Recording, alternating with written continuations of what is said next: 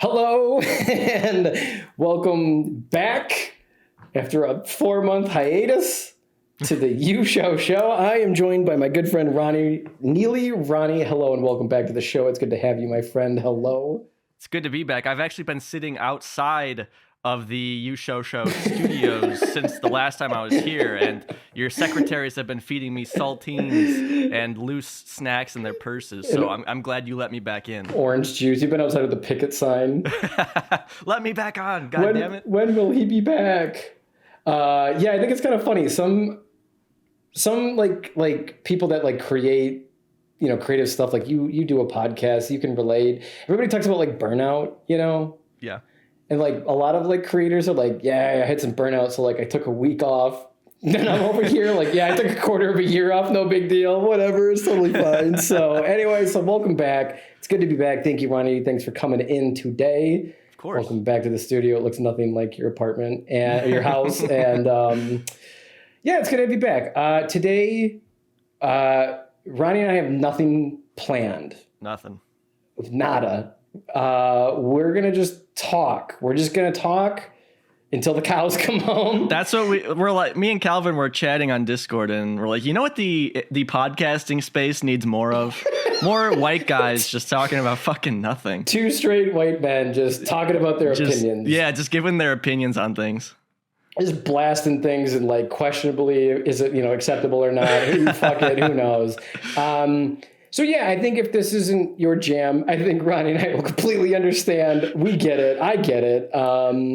So thank you for making it this far. If this isn't your jam, we appreciate you. We will be back in the near future, I promise. Things are in the works. It's just been difficult tracking some people down. Yeah. I feel like maybe we could touch on that, how the reason we're doing this is because you were like, hey, I miss doing podcasts. You just want to like talk about some stuff, because my understanding is you kind of tapped your potential guest pool completely, and you asked me, you're like, hey, is there anybody you know who would want to be on? And I'm like, yeah. And then I thought about it, and I'm like, no, probably none of my friends would want to go on, or like they wouldn't want to be on a podcast in general. So that's why I'm like, fuck, I can't help Calvin out. That's okay. I think it was, I have some people in the works. It just all fell apart for one reason or another. It's nobody's fault. It's all, except for you, Kenton, it's all your fault. If you're listening, Kenton, you know what you did.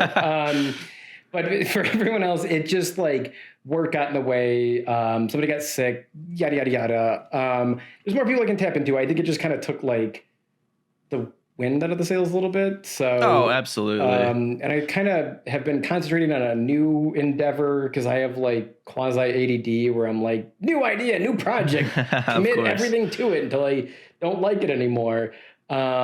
So it's coming along. So yeah. So thank you, Ronnie, for hopping in and kind of rejuvenating the spirit of the You Show. I appreciate it. So. Yeah, I'm glad to be here. I mean, I've said it a lot on my podcast. I would have stopped like 10,000 times if it wasn't for the fact that I have a Patreon. So which you are gracefully a part of, which I appreciate. So yeah. I have people that I am beholden to give them a good time. So like I actually am thankful for that. And that was a concern of mine when I launched the Patreon. I'm like, if nobody signs up for this, then I'm afraid that I'll just lose excitement for the podcast, and not because of the Patreon not growing, but because I'd really have no reason to keep doing it. It as anyone knows, it's easier not to do anything than it is to do something. So I lucked out that people were interested enough, but I totally am understanding of your situation, and I would have quit way before you did, if I'm being honest. Oh, dude. And like, but I'm glad to see that your podcast. So Ronnie runs, I've mentioned this before, but Ronnie runs Dancing is Forbidden, an Aqua Teen Hunger Force exploration where you go through episode by episode. I love it. I'm all caught up. I have not listened to this week's episode yet. So, but I did a mass Dancing is Forbidden marathon. I think like that's so interesting. 2 ago, I think I burned through, I'm dead serious, like 6 episodes in like 2 days. Like your voice was just in my head for like 48 hours straight. It's kind now of you know how my fiance feels. Yeah. I also was cracking the fuck up. You played the Saint Anger from Metallica and it's still in my head. So like, thank you, but fuck you at the same time. So, but anyway, I'm glad to see your podcast is doing well too. I mean that because it is, you're, I think you've got it like, you're on Discord. I see people chatting that all the time. I see like people liking your posts on Instagram. You've got how many Patreons now? Like I'm at 20 right now. Yeah, that's awesome, dude. So yeah, that's 20 more than I thought I would have. That's 20 more than I have. So there you go. Nice job. And that's awesome, dude. And yeah, so if anyone listening is into I Quit Hunger Force, check out Dancing is Forbidden. It is awesome. It is funny. Thanks. And I like it. And I'm not just saying that because you're here. I wouldn't... I'd tell you. I hope you know that. I'd tell you. So it's funny because that's how we met was through our podcast, and I just wish that I'm like, hey man, I checked your show out. It's really good, and you're like, I don't really like yours. You want to go on my podcast sometime? Thanks, bro. Let's see you later. But yeah, so today we're just gonna talk about like things that we've seen, things that we've been doing, things that we've been witness to. In the categories of, what did we say? Film, music. See, this is why I wrote it down, Calvin. This is why Calvin chastised me for writing down the 4 topics that he mentioned. He's like, no, don't write it down. And now he's like, oh, fuck, what did I say? What did I say? Yeah, you had movies, music, TV, and video games. All right. Well, you were the guest. You're my maid of honor. Where are we going first, baby? Well, first I would like to mention, just to make the listener upset. Oh my gosh. That we had a real juicy conversation before we started rolling here. Yeah. And it's interesting because we don't do this live. Sorry, go ahead. Sorry.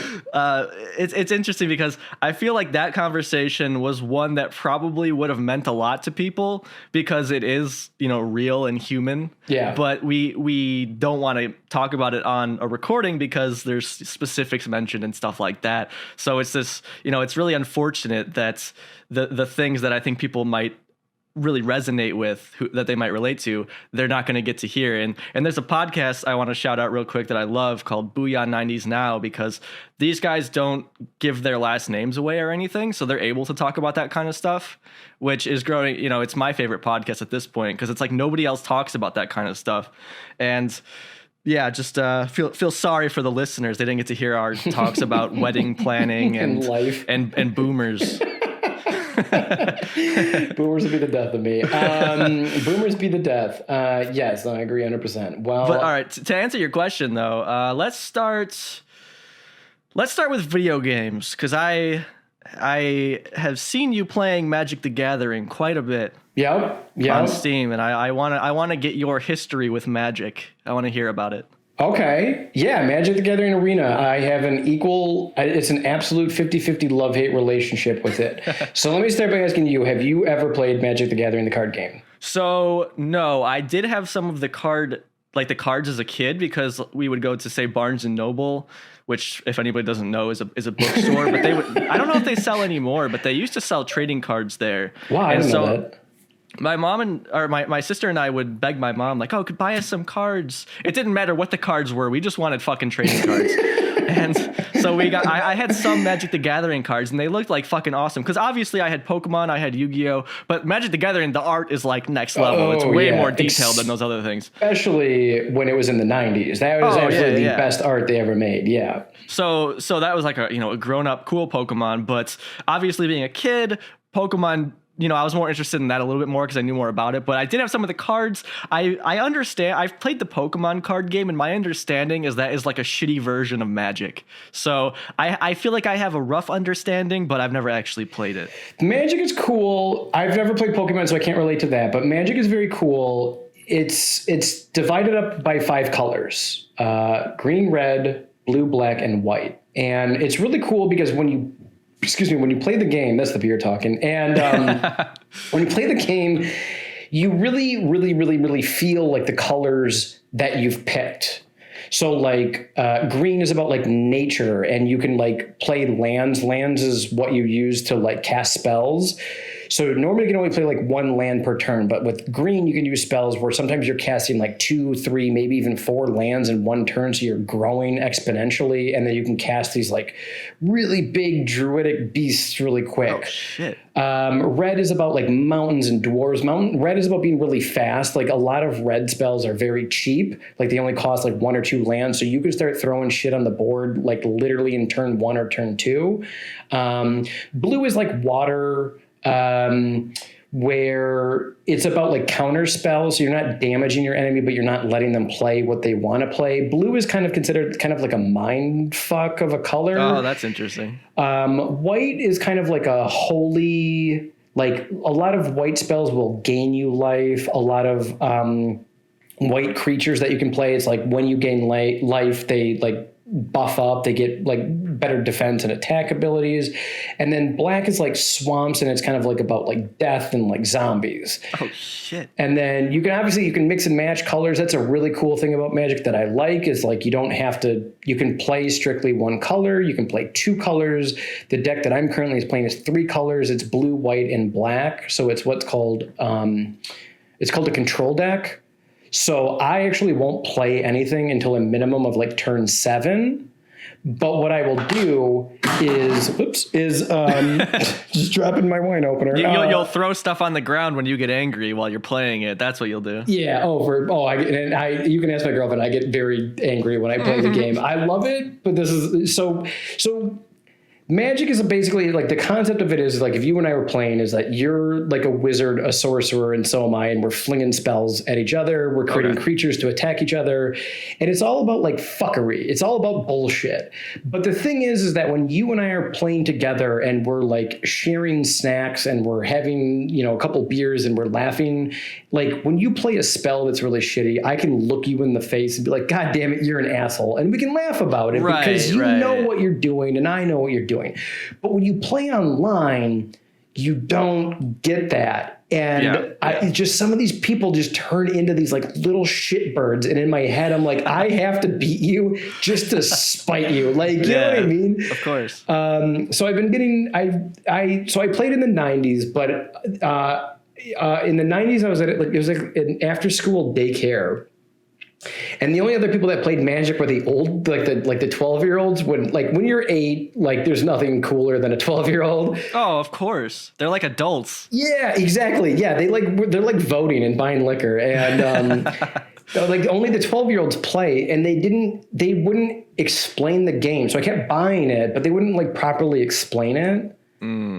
And so I kept losing, but I had like a pretty decent collection, and I kicked myself in the ass. I sold it for $100, my entire 90s Magic the Gathering set for $100. Let me guess, you had like 7, what is it, the White Lotus or some bullshit? You had like 7 of those? No, I did not. If I did, I would definitely be calling that person back and be like, can I buy this back? For anyone that doesn't know, the Black Lotus is like the most expensive Magic the Gathering card in the universe. It's like tens of thousands of dollars. Yes, right? It sold for like, yes. And I sold it for rent when I was in college, and I regret it, but such is life. And you sold a Black Lotus? No, I sold my old 90s collection. Gotcha. It was like a whole box for about $100 because I needed to pay rent, and I regret it, but such is life. Yeah. And then I was with some friends. We went to C2E2, which is the Chicago Comic-Con, and it was actually funny. That was like the last thing I did.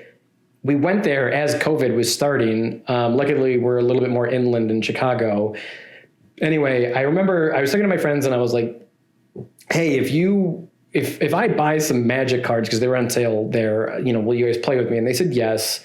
And then I started getting back into Magic the Gathering Arena. And like, Magic the Gathering is a great game to play. It is a ton of fun, and it lets you really do it how you want, which is dope. But it's also a really great game to take a break from for like 6 months and then come back to. So I'm sure give me like 3 or 4 months and I'll probably be like, fuck that game, I'm never playing it again. And then you'll see me on it again in like 8 months. So yeah, it's just this like constant back and forth. But if you ever want to learn, or if anyone listening ever wants to learn, reach out and we can hop on Arena. It's hard for me to want to get into something because I know I'm just going to get like really into it. I know I'm just going to be mad like the entire time. Yeah. I've been playing, I've talked about it on my podcast, but a game called Slay the Spire, which I've seen on Steam that you have. I don't know if you've actually played it or not. I played about, I want to say like 2, maybe 3 hours. Okay. Story of my life. So yeah, like I love deck building games and card games, but I stay away from them for reasons that you explained, partly just like getting, mad. And also like you're just forced into meta decks in those games typically. So not to say that isn't fun, and I understand the appeal, but it's hard for me to want to get into something knowing that that's the case. But with Slay the Spire, it's not against another person; it's against the computer. So you're not like everyone who plays that game is basically helping each other because you're just sharing information and trying to get better at the game. You're not trying to take each other down or anything like that. And it's like a dungeon crawl too. Yeah, it's a roguelike as well. Yeah, it's just a really interesting mashup of these two genres. I'm not really big into roguelike games. For those who don't know, a roguelike game, usually you're trying to basically beat a couple levels, and then when you beat it, like, oh, you beat the game, congrats. But if you die once, you have to start over. And typically, once you beat it, then you replay it again. Usually, stuff is all mixed up and different, but it starts to add difficulty modifiers. So every time you beat it, it gets harder and harder, and you want to see how high you can go. But normally, I'm not too into those, but I've just always loved deck building games, but just stayed away. Plus, another problem of mine with deck building games is that usually they're very heavily monetized, and it's like, again, I can't get into something that I know is going to cost me a bunch of money. And Slay the Spire, there's you buy the game and that's it. You don't buy anything else. Yeah, it's all contained. It's all in it. Right. But something I wanted to bring up to you, because you're the only friend I have that owns that game, and there's actually a ton of mods, and there's a mod where it makes it like a co-op game. So you play it with someone else. You're both like cool, climbing through, and you could like help each other out in certain ways and stuff. I don't know if you'd ever want to try that, but if you did, I think it'd be cool to do like on your stream or something. Yeah, that sounds. I didn't know that. That's awesome. Yeah, modding's a thing I have never really gotten into, but yeah, I would definitely check that out. That sounds dope. So. Yeah. Oh, you talked about like it being like a contained set, and yeah, that's another thing that's with like Magic the Gathering is like those fuckers come out with a new expansion 4 times a year. Like, yeah, exactly. And that it gets a little annoying. In my opinion, it should be twice a year. I could understand that because then they also rotate the sets based off of which format you're playing. Right. I actually know a little bit about the competitive scene because there's a subreddit called Hobby Drama that I read, and it's literally just drama from different hobbies. Like people write up these really insanely like beautifully written posts about like sometimes it's about a video game, or sometimes it's about, let's say, competitive running or something like it's all over the place. But there's a ton about Magic the Gathering on there, so I'll read through them and try and understand. And it's usually about like broken metas and stuff like that, and all the crazy shit that happens because of them, and how they have to change them and all that good stuff. Yeah, they went through some scrutiny recently. They had like the competitive scene. I guess they like lowered the cash prize winnings for like the actual in-game winnings, which made like a lot of people upset, which I kind of understand. Which makes sense. If you're playing at that level, you've probably invested 40 grand in cards anyways, so you got to make your money back. Yeah, and like that whole scene is crazy. Actually, Vice did like a little mini documentary about a couple Magic the Gathering players, and yeah, they'll talk to them and be like, these people have dedicated like money and time. Oh, yeah. And, you go to these tournaments, there's no second prize pool. It's literally one person walks away with like $100,000, but they'll spend like $30,000, $40,000 to get there. Yeah. And if you don't win, that's on you. Like, that's such a crazy, weird fucking thing. Like, I don't know. I don't get it, but whatever. I don't have a brain for that, I suppose. But, sure. But yeah, Magic the Gathering is fun. It's been fun. I was playing that all day. I actually got up to gold status today, which is kind of dope. This control deck is a little bit insane, but I've been riding that wave. But yeah, we'll definitely have to check out the Slay the Spire co-op multiplayer. That's kind of cool. Yeah. We'll have to check that out and figure that out. Yeah. How's Overwatch going? I know you're big into Overwatch. Going good. Yeah. This month I've been playing it a bit more than I had been because basically the friends I used to play Overwatch with, we started watching 90 Day Fiancé instead. And just like, because that's like way less stressful. We're just having drinks and watching that and having a good time. But we started playing more Overwatch, and yeah, it's good. I'm just excited for they're coming out with Overwatch 2 at some point, and really it's essentially just Overwatch 1, but they're changing some of the broken characters, and they're making it so each team is only 5 players instead of 6. And what they're doing is removing a tank from each side, which is good because my group of friends we're usually 4 of us playing. So this way we only have 1 random person instead of 2. And I hate to sound like an asshole. I hate to sound like a broken record when I'm playing, but it's literally like, because me and my friends are like pretty decent. it'll give us usually like worse teammates to balance that out. But so what we end up with is every single time 2 random people who like don't play as a team, who just suck, and just like if they're decent, we'll win. If they're not, then we lose. And I'm just like getting so sick of it. So at least now it's only one person we have to deal with. That's cool. Yeah, it's like I know what you mean. Like a game like Overwatch, especially when you're with a group of people, it's like when you bartend, like you know how to like dance over each other. That's what we used to call it. You just know how to like sidestep around each other. And so like when you're in a game like that with people that you play continuously over and over with, like you all learn each other's rhythms, and you know, hey, Johnny's good at this and Bill's good at that. And to go off of that. So I completely understand. And yeah, playing with like random people is like a nightmare. It just is. That's like one of the big reasons that I have a difficult time playing online games is like, yeah. And I totally get that. But then I guess with Overwatch 2, I think they're doing like a co-op mode though as well, right? Like a horde mode. So they're coming out with the PvP beta. For those who don't know, that's like, the main Overwatch game is when people fight each other. But that beta is coming out in April, so they're actually making moves on that. The full Overwatch 2 with the PvE, which is when you and your friends team up to fight like computers in like a level or whatever. That there's still no word on any of that. That'll be cool though, I think, because there's like progression and stuff in that mode, and it sounds interesting. But yeah, I don't know how much it'll keep my attention, because like the main Overwatch game, I have over 1,000 hours in. I don't know if I would be able to get that out of a game mode where you're going against computers like that, but I'm definitely interested to try it. That's cool. Have they given like any form of a release date or not yet? They dude, Blizzard is such a mess that like yes, they have like, so people are like already like, oh, it'll be dead on arrival and stuff, because they keep pushing it back and there's really no sign of it. And I don't know. I think we actually talked about it. Maybe, I don't know, but how Microsoft wants to buy Blizzard. I thought they did. For me, they want to, but it still has to get like approved by like the FEC and all this stuff, because like it might be considered like part of a monopoly at this point, because Microsoft is so huge. But like to me, that would be fantastic news, because Blizzard is just like such a shit show right now that I feel like Microsoft could help them turn it all around.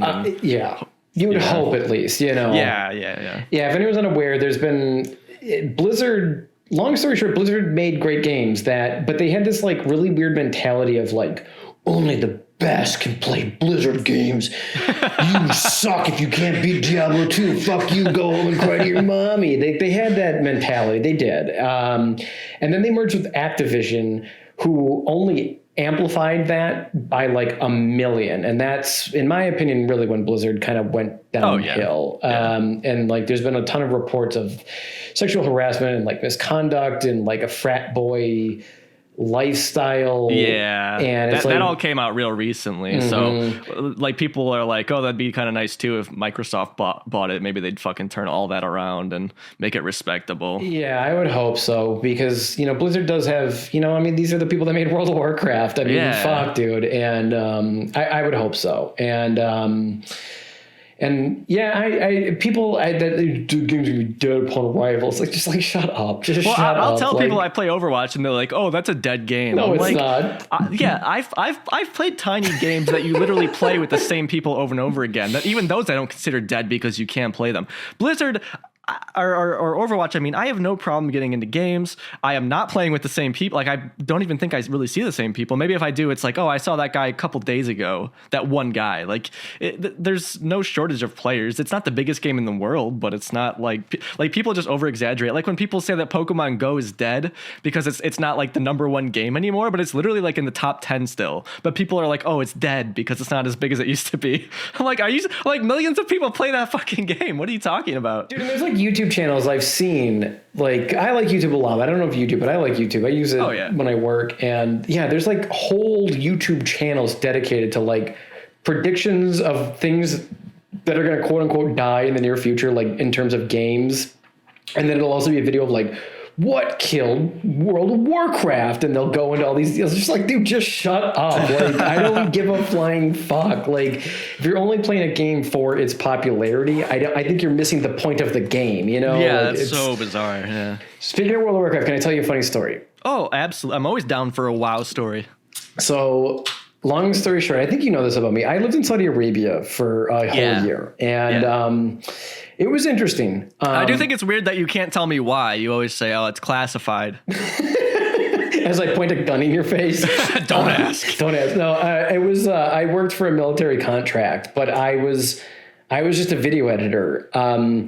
So it was this company that trained the Saudi Arabian National Guard. I had no business being there. I don't regret going there or anything. I'm not saying anything bad. It's just clashes of personalities. Let's just say I didn't really fit in. So I was a little bit, I had some friends there, but it was a weird experience. But anyway, I had World of Warcraft. That's when I started getting into it, was at that time. And it really helped me a lot because when you're in Saudi Arabia, all you have is time. And so if you're playing a game that demands a ton of time, it's like, dude, I got this. Perfect. And so when I was playing, I got really big into one of the expansions called Warlords of Draenor. It was a controversial expansion. I don't know. I really liked it. I don't know. But that was really where I started. As we're definitely any of my knowledge of the game, 90% of it will be that expansion. Right. And in it, long story short, you can get a garrison. And you can use it to make better armor and make better weapons, and there was light farming, and you could go get some iron and then go sell it on the market for money, yada, yada, yada.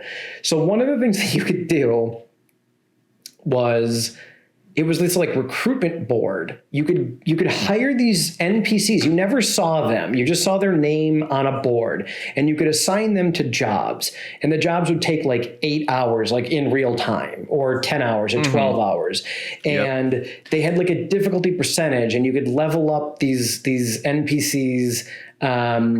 And I like how you're sorry to interrupt you, but I like how you're oh, I don't know why it was unpopular, and then you're bringing up how they start copying these mobile tactics of wait 8 hours or pay real money to speed it up. I wonder why people didn't like this. And I also brought up the garrison, because World of Warcraft is about doing everything together, and then in Warlords of Draenor they give you your own garrison that literally only you can go into.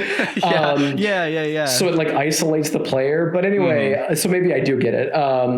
But yeah, so anyway, so if you picked a follower and you picked a mission, it would tell you the percentage of success. If you use this follower, you have a 25% chance of success. If you fail, nothing really bad happens. You just don't get the reward, and the 8 hours that you spent on it was for nothing, but it's all in the background anyway. It was literally just clicking buttons. You know what I mean? Just simple little dumb rewards. So anyway, this had been going on for a while, and I was kind of getting towards a little bit towards the end of playing it. Again, as I mentioned earlier, playing with randos does get really exhausting, especially for me. And I didn't really have a dedicated group to play with. I was in a raid or a group or whatever. Not a raid, whatever the fuck they're called. And anyway, a dungeon. The groups, oh my God, Jesus. A guild? Thank you. I'm getting old. And a guild.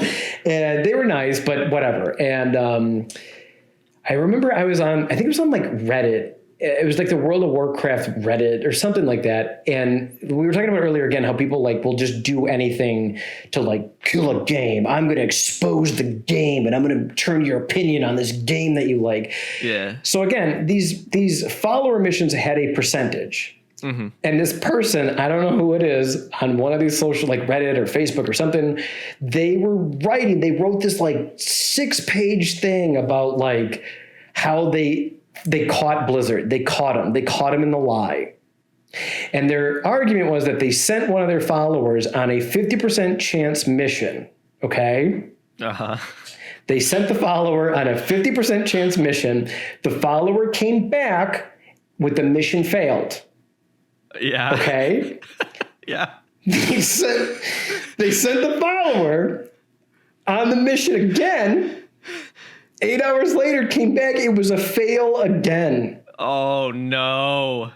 And they wrote that if you look at 50%, that means 1 and 2.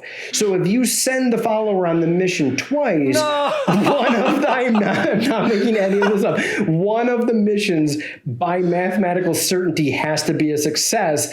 And they wrote it, and I'm dead serious. It was this huge, long, elaborate, like, gotcha, motherfucker. Like, I got you, Blizzard. And I remember, like, that was, I'm dead serious, kind of like a huge turning point for me, where I was like, I think I need to stop playing this game, because I started playing it with like random people, and I kept thinking in my head, like, are you one of these people that thinks these are the people I'm playing with? Like that's a real embarrassing way to say that I never took a statistics class, or like I never got past middle school math class, basically. Like, come on. Exactly. It's funny in retrospect, but I remember that's like the curtain opened for me at that point, and I was like, oh yeah, like there are these people and they exist in MMOs, and I don't want to do this anymore. Yeah, like I have like a similar experience with WoW. As I played it in like 2020 is when I first played it, and my most like memorable times in it were just by myself exploring the world and stuff. Like, that's what I liked. I had real friends who played it, so we did some dungeons, and that was a blast too. So I liked that aspect of it too. But I never was interested in playing with random people. But I feel like in order to really appreciate like the Let's Play together, you had to have played it back in 2004, honestly, like when that was actually necessary to do so. Yeah, and you had to play with other people. Yeah, it's because the game was harder, and there was no like matchmaking system. So if you wanted to do a dungeon, you had to actually like type to people and say, hey, want to do this dungeon together? Yeah, or like, I'm a healer and I'm willing to offer to help. Right. But then it's weird. It's a weird anxiety, because like I've been playing Final Fantasy 14 online. I dabble in it for a little bit. It's okay. It's interesting. But yeah, they're coming out with a whole new revamp of the game, and that's like a big thing that they're advertising, is that you can play the game 100% by yourself now. Like, you can get AI bots to go into the dungeons with you if like you're truly like anxiety ridden, having to deal with other people, which I kind of get, but it's just weird. I don't know. MMOs are weird. I feel it's a weird bag, because I like playing healers. Like when you and I played Overwatch together, I like healing, and same with MMOs. And it's frustrating. There was like some dungeons I would go in, and the tank just runs in and just pulls every single goddamn enemy, and then they yell at you when they die, and it's just like, dude, there's not enough healing in the world to have protected you from what you just did. Yeah, Overwatch can be the same, where a teammate runs out by themselves, gets pulverized, and is like, why weren't you healing me? It's like, well, I was. You just took like damage from 6 fucking enemies at once. Like, I can't out heal that. It doesn't matter who I am. I'm not gonna out heal that. You literally ran into the red zone. I don't know what more to tell you. So. Yeah, like no one can help you there. That's like your own fault. I was gonna ask, have you played Elden Ring? Yeah. Have you? No, I have not. So for those who don't know, Elden Ring is like the newest Souls game. Maybe people have heard of Dark Souls, but they're just known for being difficult, and that's kind of like the draw. I played a little bit of Dark Souls 1 because I was looking. This is before any Monster Hunter games were on PC, and I was like, oh, I heard that Dark Souls is similar to Monster Hunter. I want to try that, but it really wasn't. And I know Dark Souls 1 is like way different than a lot of the other games, but my issue with it was like, so in Monster Hunter, it's all about killing the boss, and that's what I liked. Like, really, that's all the game was boss killing. But Dark Souls, at least the first one that I played, the little tiny monsters throughout the levels are just as much of a threat as the boss, really. And what annoyed me is I would kill all of them and then go back to the area, and they'd all just respawn. And it's like, okay, now I'm just killing like minions the entire time, and it wasn't too. But I've heard that Elden Ring is really good. It's getting like really great reviews. I was wondering what you thought about it. I like it. If I was a gambling man, I'd put like 99% of my bet on it's gonna win every single award. Mm-hmm. Dark Souls 1 is actually one of just my favorite games, period. I think it is a beautiful game. I hear what you're saying. It's not for everybody, but I love it. There's something about like the speed and the pace is perfect. No, well, I totally understand where you're coming from, and I there's a lot that I did like about it, and obviously if I watch someone who knows what the fuck they're doing play it, they're gonna play it way differently than I did, and when I watched them play it, I'm like, oh, that looks like what they're doing looks fun. That's not what I was doing, so like for me that was like the difficulty, but Yeah. There's a learning curve that comes with it, but it is a game. Like, one of my favorite things is, so a lot of people don't. I don't know. A lot of people may not know this. Is that the Dark Souls games are actually very heavily inspired from Legend of Zelda games. And if you really look at them, they are the same. It's just Dark Souls is like a little bit more adult. And by that, I mean, it's like super depressing and like everything is dark and everything. And there's lots of sex in it. Yeah. Well, there's a lot of big sex boobs, with skeletons. But I don't know. Well, there's a lot of sex jokes, but that's because of different players. But it's a game like, it's got this like aha moment. And see, I love those moments in games where like all of a sudden something clicks and you're like, aha, I got it. And Dark Souls has that in spades, especially the number 1 and number 3. So Dark Souls 1 is one of my favorite games. And what I guess what I mean by like the speed is that like when you die in that game, especially kind of once it's clicked with you, you know why you died. And you're like, yeah, all right, I get it. I kind of deserved it. You know, I fucked up here and there. And Elden Ring, so kind of following the same line of like being inspired from Legend of Zelda, it's kind of funny then that Elden Ring is an open world Bloodborne or like a Souls game after Breath of the Wild. Breath of the Wild. And I don't think that's a coincidence. I think that's very much intentional. So for that, it's very cool. It's just, I don't know why in Dark Souls 3 and in Elden Ring, they just have the bosses move at these like astronomically fast moments sporadically.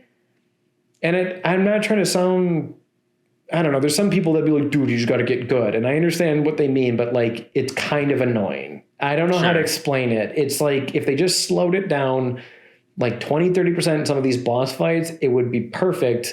So that's my only complaint, because that's a carryover from Dark Souls 3. But all in all, yeah, it's a really good game. It's a fun game. I think I'm only about a quarter of the way through it, so I definitely still have a ways to go. I've been playing, I don't know if I told you this, I've been playing through 245 games.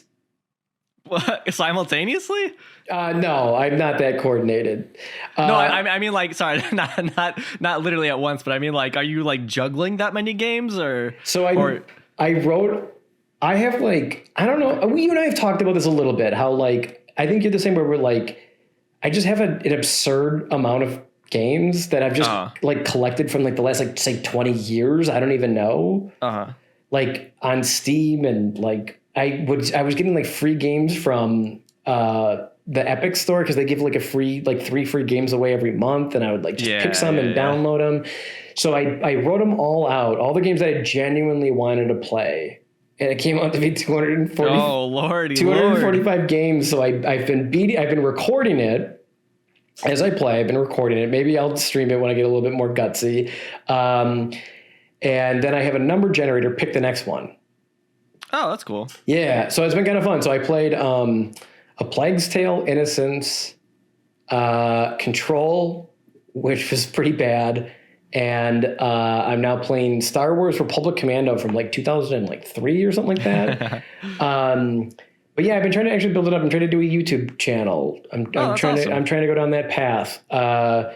It's funny. I actually have been thinking about you, Ronnie, while I've been working on it, because I'm sitting alone in a room talking about the game, and it's so hard for me. See, like this, I can just like drink a beer and talk to you for like 6 hours, and I'm fine. But you put me in a room by myself, and I'm like listening. I have to edit my own VO, and I feel like I sound like a robot. It's really weird, but whatever. It'll be whatever. So it doesn't matter. But that's been kind of a fun project. Well, if I could say, because I saw you, like, I got a notification you were live the other day, but I could only watch for literally like 30 seconds because I was about to leave for work. So I hopped in, and you were doing a good job. You were just like talking and like explaining what you were doing. So like if I had more time and I didn't know you, obviously I would have stuck around because you were talking and explaining things when I don't know that anybody was like chatting with you at that moment. So I mean, you're definitely getting better at it, it seems like. Yeah, it's all practice. I watched some like YouTube video, and he was like, even if you have 0 followers, he's like, don't even look, or like people watch whatever. He's like, just talk. And I was like, yeah, all right, fuck it. Well, that's the thing though, is because the So for anyone listening, I used to stream on Twitch. I wasn't like big time or anything, but I did make a decent amount of money just from the few viewers I would get. So I must have been doing something right. And that is like so true though, because Twitch doesn't update your number right away. So it takes like a minute or something to update. So someone could be there and it says 0. If you're just sitting there fucking dead eyed staring quiet at the screen, who's going to stick around for that? You know what I mean? Yeah. You streamed Splinter Cell recently, but was that your last one? I think it was. Yeah, that was with, I have a friend who worked on that game. So sometimes him and I will stream and I'll ask him questions and stuff. And I think I really wanted to get back into it. There's 2 reasons I stopped streaming, and one was because of my sleep schedule. You know, I work night shift, so some nights I can't, like, I hate to be like, oh, I'll be live at 7 p.m. and then, well, I can't fall asleep till fucking 2 p.m. Like, I'm not gonna get 4 hours of sleep and then try and stream. I'll be like a fucking zombie. So I just haven't done it really this year. But the other reason is, like, my computer just isn't strong enough anymore. Like, well, it is. It depends on the game I'm playing, but because I have 2 monitors now, one of the monitors is 1440 hertz and 1440p or whatever. Mm-hmm. So like my one graphics card just isn't strong enough, and then also, like, for whatever reason, my computer doesn't like OBS, so it'll crash sometimes while I'm streaming, and that's like a whole fucking headache when, you know, everyone gets into my stream and then my fucking computer crashes.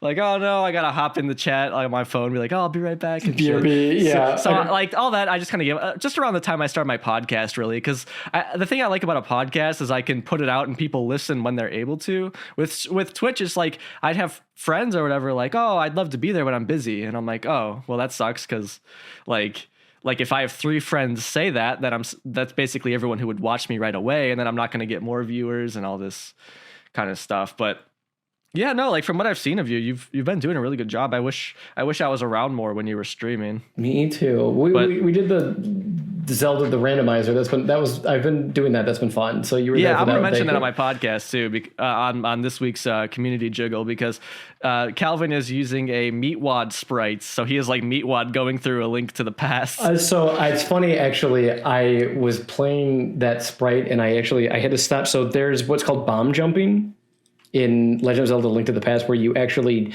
detonate a bomb on yourself to push you over a gap, because there's no jumping in the game. And there's one bomb jump in the Ice Palace where you have to line up pixel perfect to make the bomb jump. Okay. And so the sprite of Link in A Link to the Past has a head and a body. It's actually 2 sprites merged onto one. Uh-huh. And I need the information of the top of Link's head to determine if I'm in the correct spot. So I got there as Meatpod.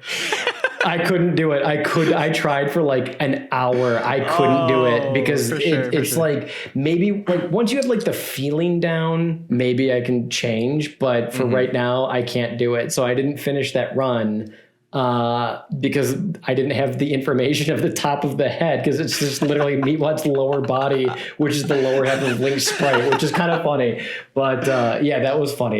You and my friend Connor were there. And thank you. That was a fun night. So yeah, no, like I said, I wish I could just be there more. But just watching you play that game is like because I was on my phone, so I couldn't really explain it. But I was like, oh, I like the way that you move is like nice or something like that. And that's just like the way that you're using the mechanics to get around the level is like way above what I was when I tried to play that game. It's just like it's like you're playing a different game almost than I was, because you're just like fucking cruising around that place. Dude, I've played that game like hundreds of times. I'm actually at a point right now, I'm really trying to get into it. I'm like, I beat it again today because I can play it on my Switch, not the randomizer, but the main Link to the Past. I can play it on my Switch. Yeah, I beat it about I've been beating it about once every 2 days, which is pretty cool. I'm kind of getting into it. Yeah, it's been fun. Kind of like I'm kind of hopefully maybe looking at like some speed running of some capacity. Yeah, you should definitely. Yeah, it's my favorite game in the whole world. So that's been fun. The randomizer's been a ton of fun. So, but anyway, what else in the video gaming department? You're an awesome person. That again, you're like, I play Overwatch. So I don't know. I don't really play, like, I played video games a decent amount. It's just like a couple of games. I'm trying to think Overwatch 2 I'm excited for, and they're like remastering an old Splinter Cell game, the first one, which is like exciting because the last Splinter Cell game came out almost 10 years ago at this point. So like to get a new Splinter Cell game, especially one based on the first one, which like the newer Splinter Cell games aren't as well received because they started to focus more on like action aspect, as opposed to in Splinter Cell you're a spy, you're stealthy, you try not to get spotted essentially. So in the second to last game, Conviction, it's basically just an action game. You're just running around fucking shooting people, and it's like, this isn't Splinter Cell, this is like Call of Duty or something. So I'm excited. Like, people are worried, they're like, oh, even if they made a new Splinter Cell game, it would suck, they would just make it an action game. But if they're basing it off of the first game, and the developers working on it have said, like, you know, why they love the first game, which is because of the stealth reasons, then hopefully it'll be, you know, what more in line with what people want from a Splinter Cell game. So I'm excited for that. Yeah. What's the second one? Pandora Tomorrow. That's the one. I have played that one from start to finish, and that is an amazing game.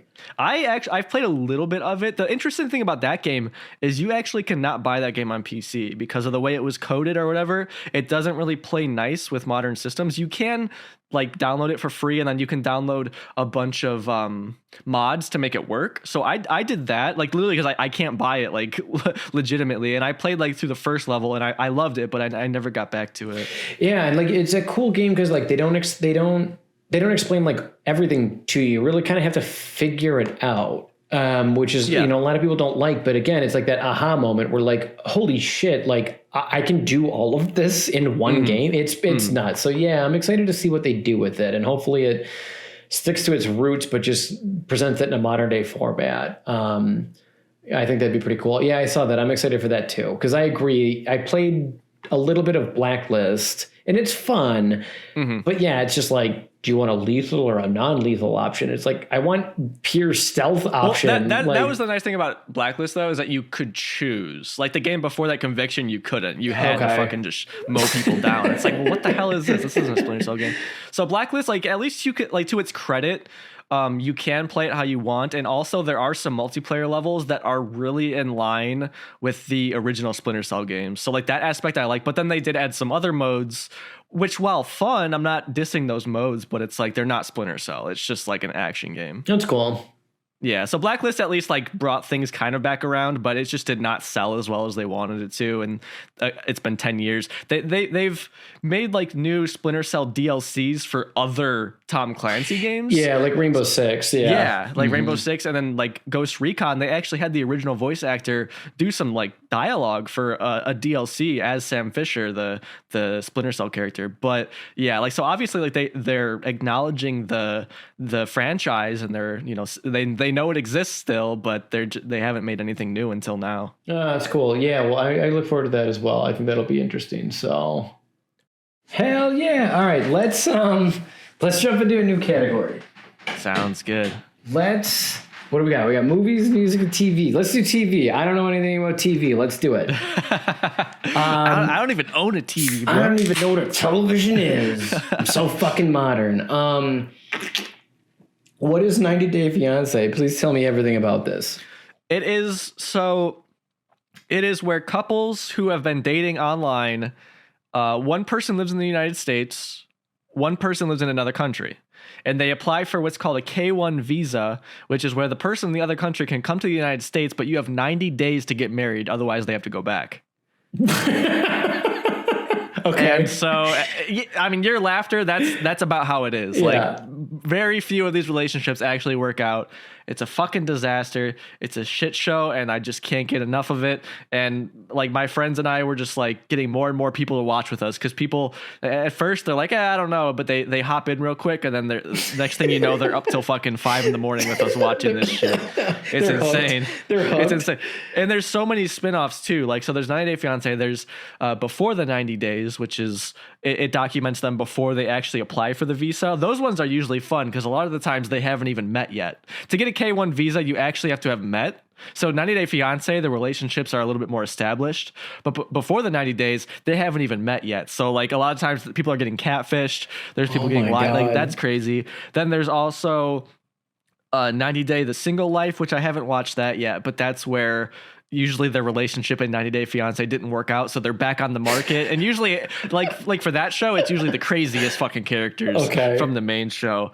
You do run into people who clearly are there to be on camera and they're just acting up for the camera.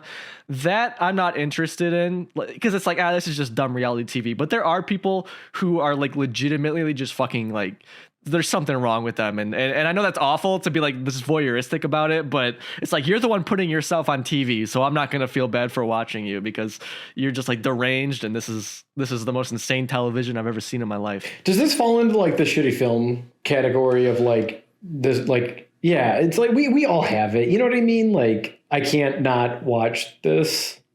Yeah, basically. Yeah, that's a good way to put it. If one wants to watch 90 Day Fiance, where would one go?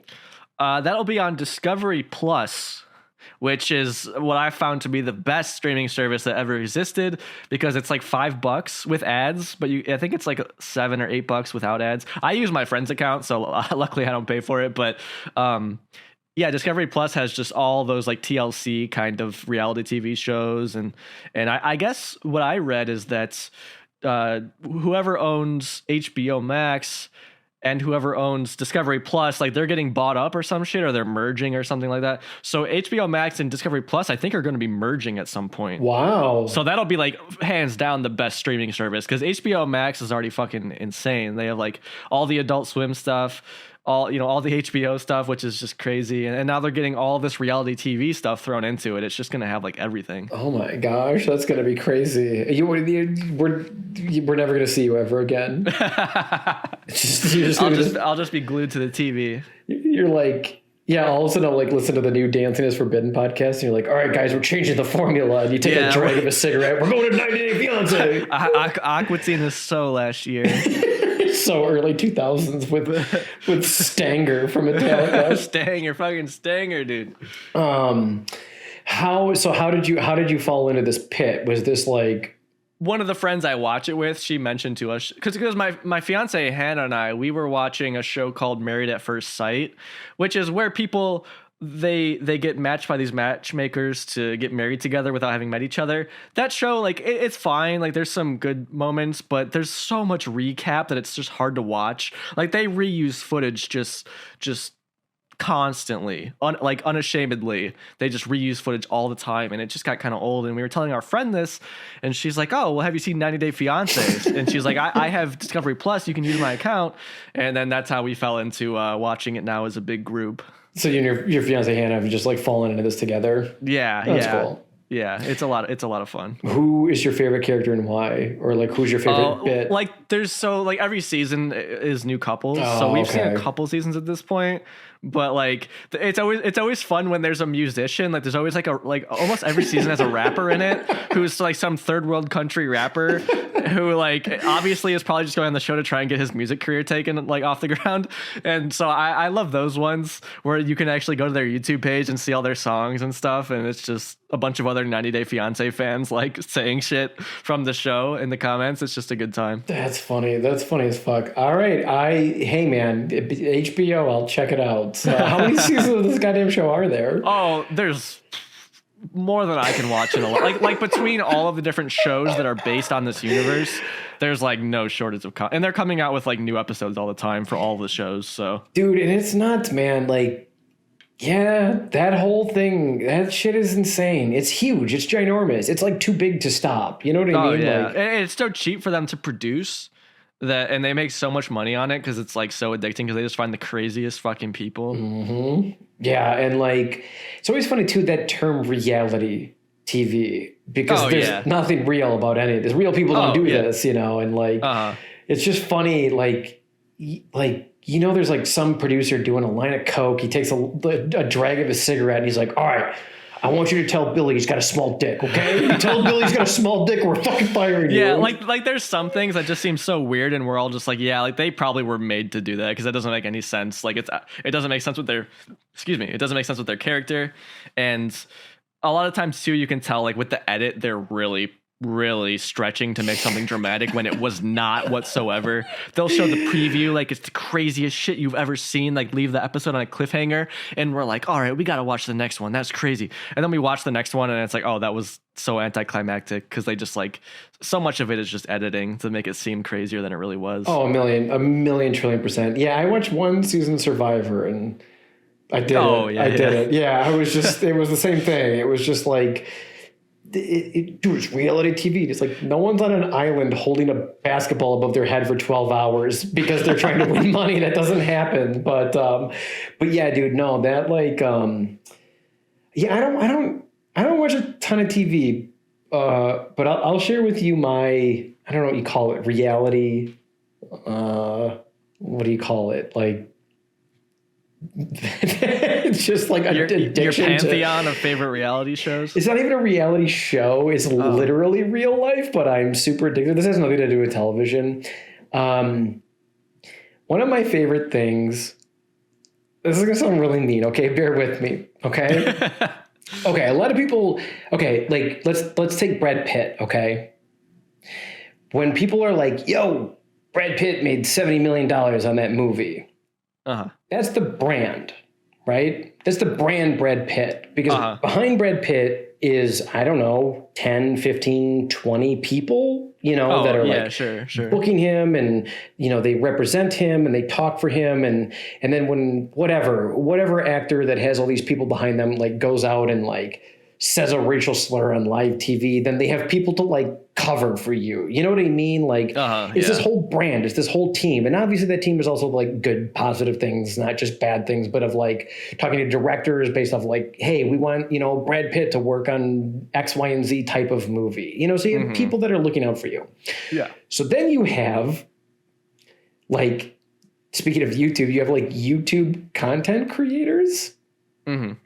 And I recently discovered this. There's a whole pantheon of stories of like how these people came up in the world and just ruined it all in like a matter of like 10 minutes. It's just hubris. Like they get so big and then they think they can do whatever the fuck they want. Yeah. And it's crazy because some of these people are like as big as Brad Pitt. You know what I mean? Oh, like, yeah, absolutely. Absolutely. They don't have a team behind them. They don't have. Yeah, they're just like, they just live like, they work from home in their fucking house. They probably don't go anywhere. They're like disassociated from the real world completely. So there is one, I've been watching a few of these stories and just like watching. Because and it is sad because it's like, I can't imagine the amount of pressure. Imagine 10 million people watching every word you say. I would do the same thing as like any of these fucking crazy people. Oh, like, you'd snap. Yeah. All of us would. Yeah. Like nobody, there's very few people who are above like just going fucking batshit psycho once you reach that level of stardom. Yeah. Cause it's like, no matter what you do, you're going to be scrutinized for it. And it's nuts and it's hard and it's tough and it's just a weird life. It's something that is only, you know, become very popular in the last like 10 years, you know, and these Vine celebrities and Instagram celebrities and YouTube celebrities and all this stuff. But there is one guy in particular, I'm going to go ahead and say it. I don't really care. He goes by DSP. Have you ever heard of this? Have you ever heard of him? So, no. Dark Side Phil. It's this whole journey of how not to be a human being. And, I don't want to talk a ton about it on this podcast because that's not what this is about. But like, let me just say this: if you're bored someday and you've got literally nothing to do, like nothing sounds fun, just hop on YouTube and like type in DSP. I promise you won't regret it. So that's like my reality TV, and I'll find new stuff about like this is a guy that has. Let me give you one example, okay? And then I'm going to shut up about it. This is a guy who, like a long time ago, went on. He was connected to Machinima. I don't know if you remember them, but they were like a big platform for games and content creators and all that. And he was playing Dead Space. Remember that game? Yeah, I know what that is. And he was pretending that he was like the last Nazi and that all the monsters were Jews. Oh, come on, dude. Oh my God, dude. It's so like cringy and it's so awkward. And then this is like a person that is the most unapologetic person on the face of this planet. So anyway, all I'm trying to say is that like we all have that like raunchy reality TV addiction in our lives, and that is a little bit of mine. So there's almost like, because no offense to you, because I fall in the same camp, is I feel like a lot of us live relatively boring lives. Yeah. Stable lives, like luckily, which is a blessing. Yes, yes. But there's a part of like your brain that's like, I need to see some crazy shit. I need to see someone doing something fucking outside completely of my orbit of life. Yep. That like is so far beyond anything that is going on with me that just lets me know what else is going on out there. Yeah. No, I agree. And no offense taken. My girlfriend and I, it's like Saturday night, we're watching a movie, eating cut up strawberries with whipped cream. What's up? We're crazy. Yeah, exactly. You know, Let me go watch someone else ruin their fucking life now. Yeah, it's kind of fun. So that's my reality TV. But what else in the realm of TV? What else have you seen, watch, witness, like, dislike? What pops out? A show I've actually been watching through a decent amount that I haven't really talked about is a show called Kenny versus Spenny. Okay. Which, I hadn't heard of it either. Actually, it was one of my followers on Instagram posted something about it on my Aqua Team page. So I checked it out, and one of the guys wrote for South Park. So I'm like, oh, I like South Park. And this is like, it's an early 2000s to like 2010 reality show, but obviously like it's scripted and stuff. But the point is it's these two guys who are doing all these competitions. Like every episode is a new competition, and they're both like really funny, but in different ways. Of course, one guy is the raunchy, like edgy guy. The other guy is like kind of the straight man, kind of intelligent pushover kind of guy. And like some of the competitions are, for example, who can stay awake the longest, but there's also who can keep a poop in their pants the longest.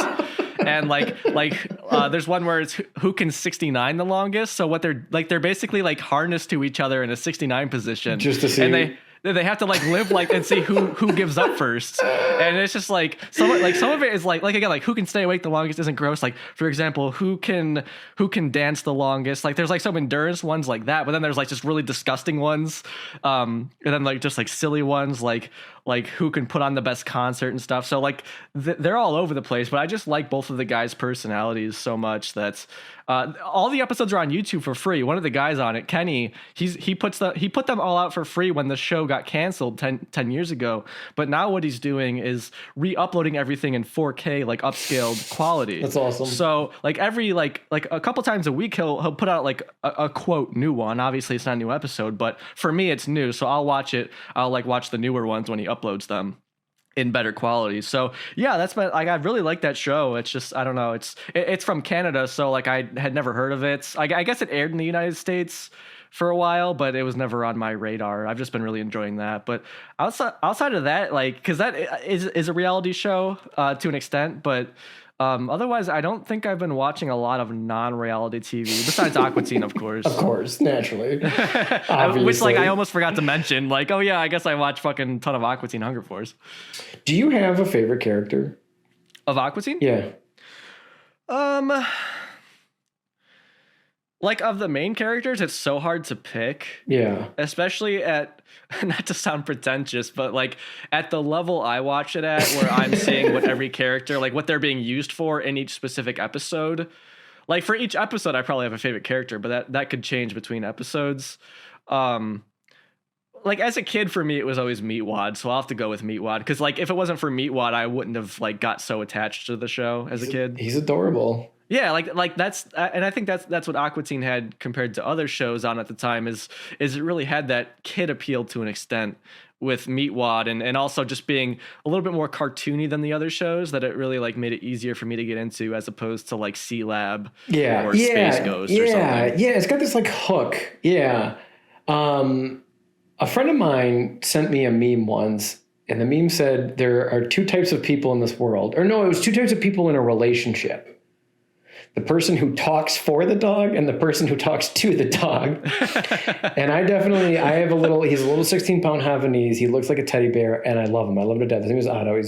I love him. And I love talking for him all the time. It's like my favorite thing. This may sound weird to some people. I have no idea.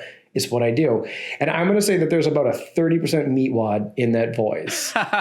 Well, yeah, that's what Dave Willis said, who voices Meatwad. He said, like, that voice, that's the voice he would use to talk to puppy dogs and babies. So, like, yeah, that's literally it. Like, that's where it originates from. How you doing? Yeah, exactly. You know, like, oh, God.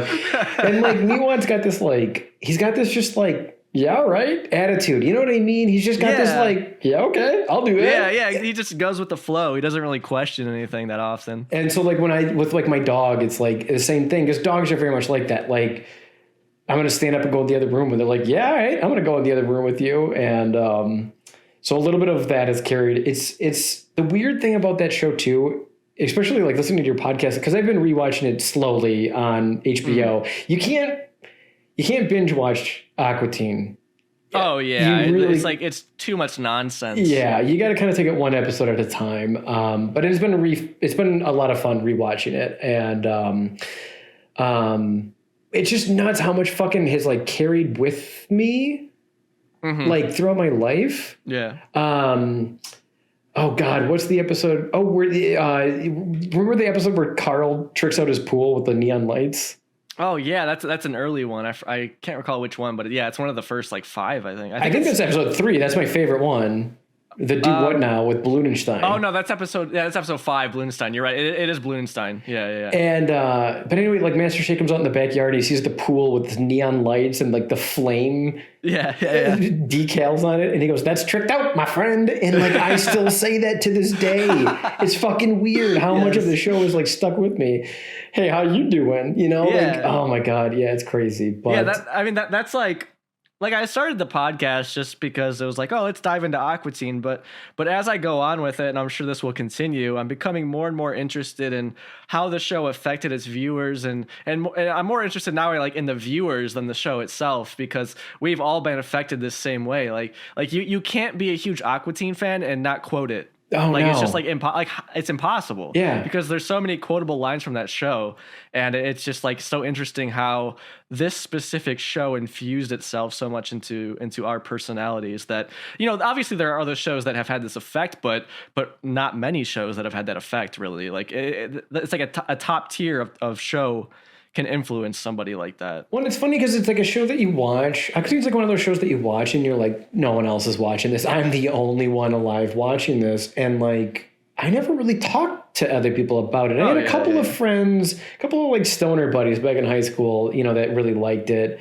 And we'd quote it every now and then, but then that was kind of it. And so, yeah, kind of getting back into it and hearing you talk about it. And yeah, having, you know, like you have people call in and talk about how they got into Aqua Teen and like your Instagram and seeing the comments of, you know, I posted recently like K5 because that's my favorite fucking joke from that episode. K5. Yeah, K5. And then you made like a second post and then somebody else made the comment K5, and it's like, see, it's like, is this shit sticks with you, man? It's fucking weird. Yeah, it's a weird show for that. So yeah, absolutely. Yeah, and that's what's been surprising for me too, because yeah, I'm a similar boat as you. I in middle school there was one kid who watched it, and then later on I started dating a girl, and she was into it, and her dad was actually into it.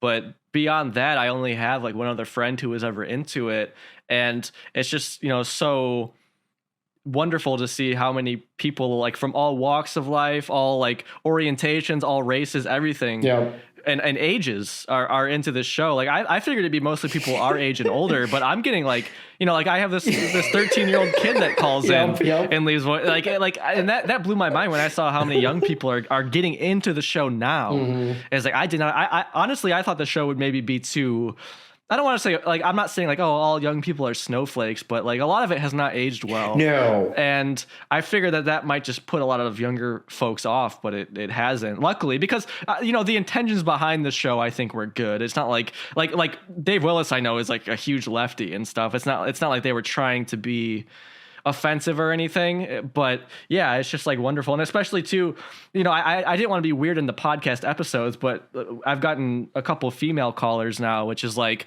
I think really nice, because on Instagram, I know a lot of women who like, they'll reach out to me who love the show. And I want everyone to know that like, it's not just a guy's show. Like there's tons of women who love this show too. Like everyone likes this show. It like just reaches so far. And I don't think a lot of people notice that, because like you and like me, before I started this podcast, I'm like, oh, nobody really cares about this show. Yeah. You know what I mean? But that's just really not the case. Well, and it's one of those shows, like I remember Metalocalypse. I have a friend who he's an absolute metalhead. The music he's into, I can't even describe it. And he loves Metalocalypse. And I remember another friend of mine asked him once, like, dude, like, why do you watch that show? They're making fun of you and like in like what you're into. And he was like, yeah. And it's like you're not laughing like when Aqua Teen, like you're laughing at how absurd and how stupid these people are. Oh yeah. And that's where like it kind of gets away with it, is that Master Shake, you love him, but you fucking hate him. And so he says all these absolutely just horrible things. And like you said, there's some parts of the show that haven't aged well. Like they wouldn't get away with it now. I don't know. I agree. I don't think it's a particularly like offensive show, because it's just like, oh God damn it, you went there. I can't believe you did this. Yeah. And but yeah, anyway, it's been fun. It's been fun catching up, and it's obviously been fun listening to your podcast on that as well. So.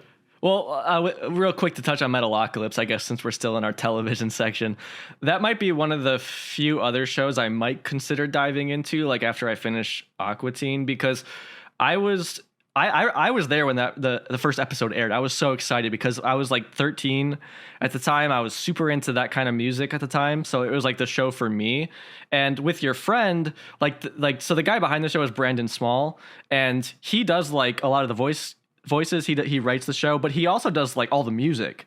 So like he is a real metalhead. So like even though they're mocking metal fandom in a way, it's laughing with it, not at it. Yes. Yeah. That's a great way to put it. Yeah. Because like, and they have like actual metal musicians do like guest voices and stuff on the show. So and obscure musicians too. It's not just like, oh, we got the guys from Metallica to come on, like some huge band. It's like they'll get these niche metal bands to make appearances too, which is just like, obviously they just loved that music. So and kind of unrelated, but my favorite band is Smashing Pumpkins. And one of my favorite things to do when I was younger was go on, I think that website was Encyclopedia Dramatica. I don't know if you know what that is, but it's basically like a really raunchy Wikipedia that is just like super edgy. Okay. And I would go to the Smashing Pumpkins one on there because all it was doing was shitting on Smashing Pumpkins. And I thought that was the funniest thing, because in order to make those jokes, you have to really like know the Smashing Pumpkins. So obviously it was somebody laughing like with it and not at it. So like, I don't know, like there's just a real market for that kind of thing where at least I love when someone who is also a fan of something that I like makes fun of it, because like we're laughing together with like about that, not just like, oh, that band you like sucks and just leave it at that. Yeah. And I was getting my haircut recently. I'm 35 years old. So I don't know. I've had an abundance of barbers throughout my life, and my current barber, her name is Marge, and she's awesome. She's a 10 out of 10 person. Things that are like forced, I have a really hard time with. Like, when you go to the bank and they're like, have a good day, Mr. Neeley. It's like, fuck you. You didn't know my name was Ronnie Neeley. The fucking machine told you my name. You don't actually know who I am. Yeah. That shit is like, it just rubs my fur the absolute wrong way. So I've always had a really hard time with like barbers, because like talking to them is forced. And so So the person that I'm with now, her name is Marge. She's awesome. It's actually like an experience that I genuinely like look forward to now, which is really cool. And anyway, I was getting my haircut recently, and we just were like bitching about music. I don't even know. We were just talking about music, and she was like, yeah, and there's some fucking people in this world, fucking, they just want to suck Tom York's dick. Whatever fucking he comes out with, they fucking love. Go off, Marge. And I was like, yeah, I know what you're talking about. I'm one of them. And she like looked at me, and I was like, it's cool. I get it. Like, we are annoying. I understand completely. And like you just said, like, it's funny to laugh at it, because it's like, yeah, you're right. Like, whatever that man puts out, I'm like, it's fucking gold. I just stamp it even before I've listened to it, Like, yeah. You're like, yeah, the new Smile album is amazing. I'm like, well, it's not out yet. It's not out yet. It's going to be amazing. It's going to be fucking great, dude. Fuck you. Yeah. And so it's good to laugh at ourselves. That's how that's what I love. Like Radiohead overall is a band I like. I do not like OK Computer. I have tried to change this stance. I cannot. I've given it many chances, but every single Radiohead fan I've talked to, and I explain that, you're always just like, oh yeah, I get it. Yeah, I get it. Yeah, I understand. Yep. No, I do. And I'm not cracking open that can of worms. Like there might be people listening right now that are like rolling their eyes, like, oh fucking, here we go. Okay, let's gonna talk about Tom York. Television. Another really good. I'm a little late to the party. Have you seen True Detective? No, I've seen snippets. My fiance was watching it, and I know that she ended up like dropping it. She didn't finish it. Obviously, I don't completely know why, but I am familiar with it. So it's really weird. I watched the third season. It's a long story why, and I really liked it. And there's this challenge. Like I hear people like, "Oh, I fucking hated that movie," or if like general audiences didn't like something. There's this like challenge in me where I'm like, what am I gonna like about it? You know what I mean? Yeah. And so season 2 got like shit on really heavily. I haven't watched it yet. So I was like, I really want to. A lot of people said they were really disappointed at the ending of the first season of True Detective. My girlfriend being one of them. And so I was like, okay, I'm gonna go in head first because I got to figure this out. So we watched the first season of True Detective. I won't spoil anything. It is really good. I highly recommend it. There's one scene, Matthew McConaughey's in it, and I love Matthew McConaughey. And I don't want to spoil anything. He basically has to go with a biker gang into an all-black neighborhood for effectively a heist. And it is, and I mean this in all sincerity, the best television that I've probably ever seen in my entire life. Oh shit, that's some big talk right there, Calvin. It was insane. That you've seen Breaking Bad and you're still saying this? Yes, and I don't just mean it's like I love Breaking Bad's a great show. I love Breaking Bad. Breaking Bad is the story, but like this scene in terms of the dynamics of filmmaking and the like organization and the planning that they had to do, it's like one continuous long take. Oh, okay. It's in fucking insane. So like, if anyone listening is into like the technicalities of filmmaking, has been on the fence about True Detective, I would highly recommend it. I can understand why people didn't like the ending. I liked it. It's a little weird and it leaves you unfulfilled, but that's the life of a police detective. So it technically did its job miraculously. You may not agree with it, but that's what it did. That makes sense. Really good. 10 out of 10. I'm asking Hannah now, maybe I'm thinking of a different show, because like what she was watching was Matthew McConaughey in all the seasons? No. So okay. There's like some disconnect where it seems like the seasons aren't connected, but I feel like the third season and the first season are connected. And there's this so then everyone shits on the second season. I haven't watched it yet. I'm going to watch it as soon as I can. So there's like this really weird thing about like the number 2 in things get shit on until they don't. It's really weird. Like a lot of people don't know this, but actually Empire Strikes Back from Star Wars got shit on super heavily when it came out. Yeah. And now in 2022, it's literally like the fucking thing that is holding Star Wars together. It is the fucking glue. That's all Star Wars has left is Empire Strikes Back. But when it came out, people didn't like it. Another great example is, did you ever play the Metal Gear Solid games? I've played Snake Eater, or the third one, I think it is. Oh, where it's in the jungle? Yeah. Metal Gear Solid 2 is a beautiful game. It is amazing. It is a fucking 10 out of 10 game. That's also one of my favorite games of all time. And when it came out, everyone hated it. Mm-hmm. And then everything came out. All the Metal Gear Solid games came out. And then all of a sudden everyone was like, yeah, Metal Gear Solid 2 is really good. So like the number 2 has this weird curse. Right, so I'm hoping that like the number 2 of True Detective is misunderstood now, but will be understood later on. But I don't know. That makes sense. That's my hopes and my anticipation for the second season. So I'll report on this at another time. But it's possible that the second thing usually gets more love later on, because sometimes like it's like all the stuff that came out later fucking sucked. So when then like in comparison, that second thing everyone thought was so bad is like, oh, this is actually way better than most of what we got after it. So this is not so bad. Not so bad. And it's also one of those things though that like the number 2 in anything, whether it's the second act of a film or the second part of a trilogy, is where you have to like tear your heroes down. And like people don't like that. Can I tell you another quick story?